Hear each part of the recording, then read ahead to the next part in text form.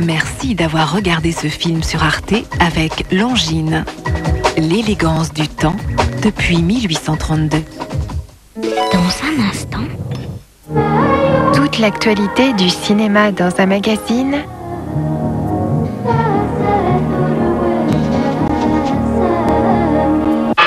Toute la Bolivie dans une danse indienne.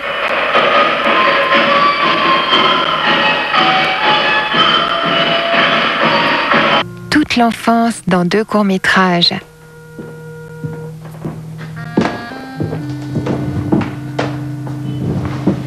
Avec Kinorama à 23h15, La Nation clandestine à 23h30, Court-circuit à 1h30. Mais d'abord le courrier et les annonces d'Arte. le courrier. S'il vous plaît, ne vous mettez pas à passer des messages sur l'écran en cours de projection.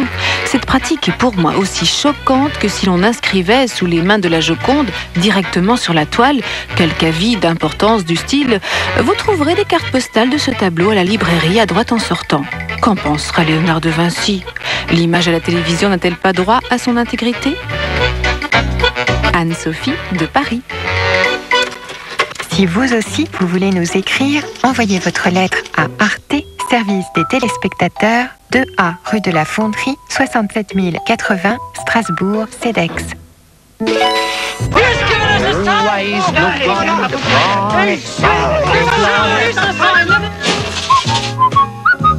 Ce qu'Arte va diffuser en décembre, eh bien, de l'émotion, de la magie, des paillettes par-ci, par-là, de la bonne humeur, quelques bons vieux classiques et autres trucs en plumes. Vive le vent de décembre sur Arte.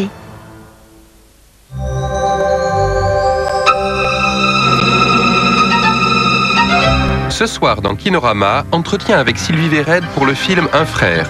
Reportage au Festival des cultures méditerranéennes de Bastia sur la situation du cinéma en Algérie. Et les sorties de la semaine. Le quoi tu te plains, t'es pas heureuse ici? Je sais pas, je suis toujours seule. Qu'est-ce que tu racontes? T'es pas seule, il y a des enfants. Un an après sa sortie en France et au moment où Sandrine Vessé s'apprête à tourner son second long métrage, Y aura-t-il de la neige à Noël arrive sur les écrans en Allemagne. Comment je vais faire pour sommer, moi? Qu'est-ce qu'il y a? Qu'est-ce qu'il y a? Tu fonces à la maison et t'arrêtes le moteur.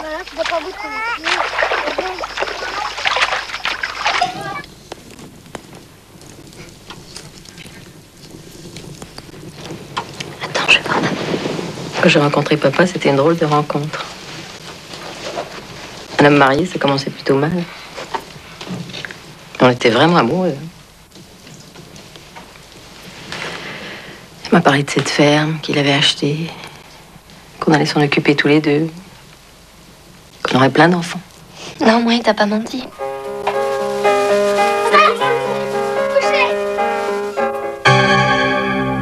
Sunday de Jonathan Nossiter, Grand Prix à Deauville et meilleur film du festival de Sundance cette année. At the festival a few years back. You don't remember who I am. I'm a friend of your camera operator, Terry Jennings. My name is Madeline.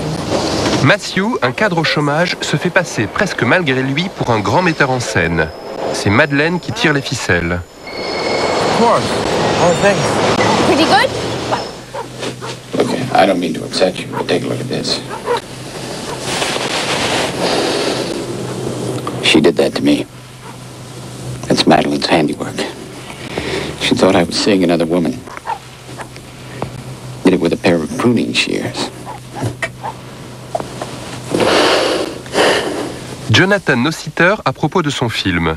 Mon plus grand plaisir est venu de l'exploration de la fragilité, de la terreur et de l'éphémère beauté des relations fondées sur une totale ou partielle équivoque. Sunday, ce mercredi en salle, à ne pas rater.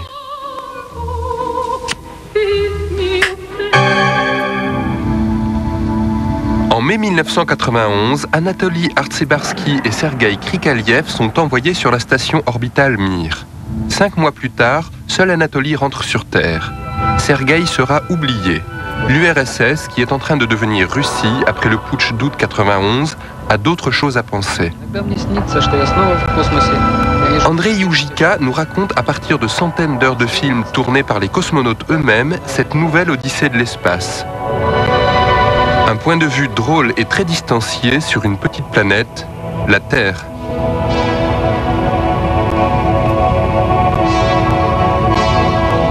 Out of the Present de Andrei Youjika à voir absolument dès mercredi. Elle n'a pas fait d'école de cinéma, mais de la musique et du dessin. À l'audace, Sylvie Vired a fait 2 courts-métrages avant d'écrire et de réaliser son premier film, Un frère. Comme Loïc et Sophie, les personnages interprétés par Jannick Graveline et Emma Decaune, elle vient d'un milieu modeste.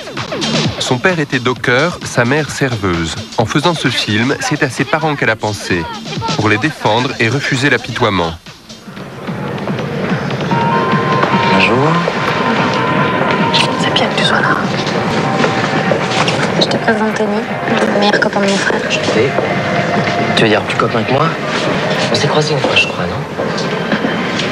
Dis-moi, je sais pas que Loïc trouvait sa petite sœur présentable. T'inquiète, elle est toujours comme ça. Pourquoi il te trouve pas présentable, toi? Non, faut croire que non. À chaque fois qu'il y a un bon plan, je suis au rencard. Et puis je crois qu'il doit avoir honte, surtout devant des gens comme toi. Bon, enfin. Et pourquoi tu crois? Tu trouves que je suis une merde? Le choix des acteurs, c'était très très important. C'est-à-dire que donc c'est un premier film, et si j'ai eu des problèmes pour le monter, en fait, c'est que je tenais vraiment à mes acteurs. Et c'est vrai que ça complique les choses, parce que faire un premier film avec des acteurs peu connus, c'est pas facile de trouver un producteur, ou c'est pas facile de trouver des gens qui non seulement me font confiance à moi, en ce qui concerne le scénario, la réalisation, mais en plus, je leur apporte des acteurs que les gens ne connaissent pas. Donc c'était difficile de les imposer. Mais j'ai tenu parce que je voulais vraiment... C'est l'histoire d'un frère et d'une sœur, et le grand frère, Loïc, c'est un garçon qui a décidé de réussir sa vie. Il habite en banlieue, il a décidé de réussir à Paris comme photographe. Et quand on commence le film, en fait, il est sur le point de réussir, mais j'ai pas filmé le trajet. Enfin, le trajet qu'il a effectué pour arriver à cette position. Et on suppose que ça n'a pas été facile. Et je voulais vraiment un acteur, enfin, qui porte sur son visage ce trajet, quoi. Voilà. J'ai pas la place pour une nana là, en ce moment. Y a pas là, tu vois, y a pas, c'est ça. Mais attends, qui te parle de nana là? Je suis ta nana, moi? Un peu, peut-être, non? Ça t'empêche de se promener? Hein? Ça t'empêche de se promener, ça? Rentre pas sur ce Alors on se promène! On se promène! Non, on se promène! On n'a ni le temps ni l'envie, non, non. Ah, bah voilà! On y arrive! Ça y est! Tu l'as dit! Pas une photo réaliste, c'est une photo qui emporte plus vers la beauté que vers la réalité. J'avais envie d'un décalage, j'avais envie d'une photo élégante, en fait. Et j'avais envie pour l'énergie du film, que les gens soient beaux. Hein? Lâche-moi. Il t'a sauté un petit peu? Lâche-moi. Tu vas te toucher un peu comme ça? Lâche-moi, je te dis. Mais t'énerve pas. Pourquoi tu t'énerves comme ça? On peut pas parler? Lâche-moi. Mais t'énerve pas. Lâche-moi, je te dis. T'énerve pas. Tu me lâches. Je vais te lâcher. Tu me lâches. Mais je te lâcherai quand tu te calmeras. Mais putain, mais qu'est-ce qui t'arrive? Mais pourquoi tu t'en prends à moi, merde? Mais c'est ta réussite de merde qui te monte au cerveau. T'énerve pas comme ça. Je vais te lâcher. Putain. Dégage. T'énerve pas. Viens, où tu vas? Ce premier film de Sylvie Vired, très réussi, est sorti mercredi dernier sur les écrans. Salope. Où tu vas? La Méditerranée a son festival. Il s'est achevé lundi dernier à Bastia avec une programmation spéciale sur le cinéma algérien. 2 films terminés cette année, en pleine guerre civile, étaient présentés. La montagne de Baïa d'Azedine Medour et L'Arche du désert de Mohamed Chouir. 2 films qui interrogent la mémoire algérienne pour répondre à la crise actuelle. L'Arche du désert est une allégorie sur la violence et ses origines. Une sorte de conte hors du temps qui ne commencerait pas par « Il était une fois », mais par « Il existe ».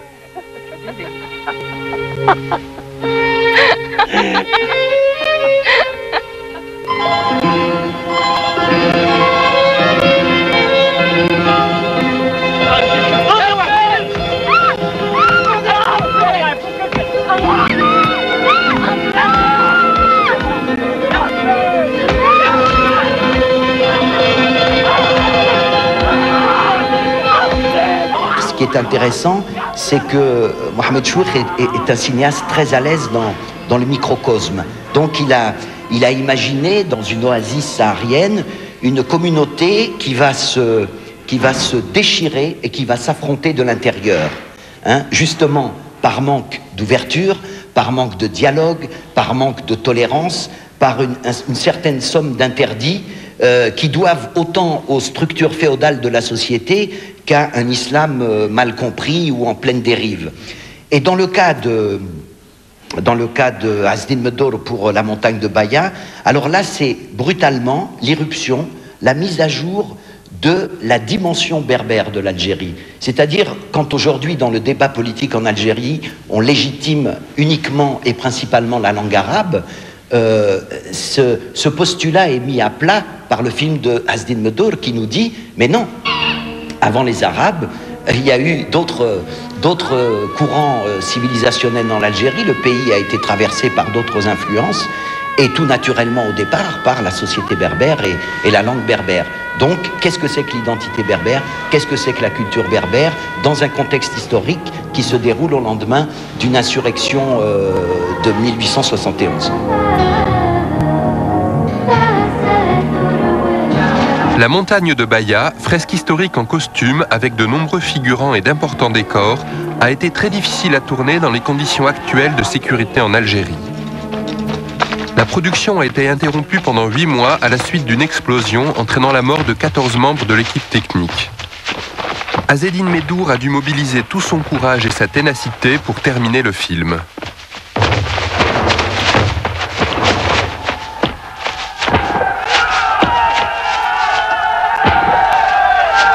Ce qu'il y a dans le film, c'est une femme qui est blessée et humiliée. Ce que véhicule le film, c'est peut-être toute l'humiliation de ces 30 dernières années de tout un peuple qu'on a tétanisé et qui en a marre d'être humilié, qui a explosé. Lorsqu'il a explosé, bon, ça a été utilisé de différentes façons, malheureusement de façon tragique actuellement. C'est ça, c'est le thème de l'humiliation, c'est-à-dire c'est un sentiment extrêmement dur, peut-être le sentiment qu'il faut éviter absolument de provoquer chez les gens, parce qu'autrement ils chercheraient à se rendre justice eux-mêmes, surtout dans un monde où il n'y a pas de justice, il y a un chaos. Ce qui caractérise ces deux films, La montagne de Baya et L'Arche du désert, c'est qu'ils sont en rupture frontale avec ce que le cinéma algérien a véhiculé pendant 30 ans. C'est-à-dire que pendant 30 ans, ce cinéma a occulté les problèmes de fond de la société algérienne et que ces deux cinéastes se sont saisis de ces problèmes-là. Alors ces problèmes-là, quels sont-ils? Principalement le problème récurrent de l'identité culturelle de l'Algérie, le problème de la langue, parce qu'en fait, c'est quand on pose ce problème de la culture et de la langue qu'on renvoie au problème du pluralisme dans cette société. C'est-à-dire que jusqu'à présent, c'est vrai qu'aujourd'hui, l'intégrisme se caractérise par l'intolérance, mais c'est une intolérance qui répond à une autre intolérance qui était celle du régime de la pensée unique, du parti unique et de l'expression unique. Une Algérie qui reconnaît les courants civilisationnels successifs qui l'ont traversée depuis des siècles, qui respecte les différentes ethnies et leurs langues, c'était le rêve des intellectuels et des artistes algériens réunis en colloque à Bastia. Mais a-t-on le droit de rêver de culture dans un pays qui lutte pour sa survie? À quoi peut bien servir le cinéma dans un pays où des enfants se font massacrer tous les jours? Et c'est, je crois, la question essentielle. Et je crois que la réponse ne vient pas de nous. Elle nous est donnée par ceux, justement, qui veulent détruire la culture. Parce que si eux veulent détruire la culture, c'est qu'ils savent très bien à quoi ça sert. C'est qu'ils savent qu'elle peut être dangereuse, et particulièrement l'image, la parole, le mot, tout ça, ça peut être dangereux parce que ça montre, parce que ça dit, et qu'on n'a pas envie que les choses soient dites et soient montrées. Deux films qui montrent l'Algérie, La montagne de Baya, sorti en salle ce mercredi, et L'Arche du désert, à partir du 28 janvier prochain. Kinorama, c'est fini. Notre soirée cinéma continue avec, dans un instant, La Nation clandestine, film bolivien de Jorge Santrines. Jeudi. La pauvreté en Amérique latine n'a pas cessé avec la fin des dictatures. Elle a pris d'autres formes. Parce que croire, c'est continuer à se battre, la théologie de la libération est toujours d'actualité. Un thème Amérique latine en partenariat avec Géo, jeudi, à partir de 20h45. Vendredi. Toucher. Couler. Ah oui, couler les filles. Il n'y a plus qu'à se rhabiller. C'est une histoire d'hommes qui s'aiment. Pas tout de suite, mais ça va venir. Et ils auront même la bénédiction du ciel et de la terre. Vendredi à 20h45.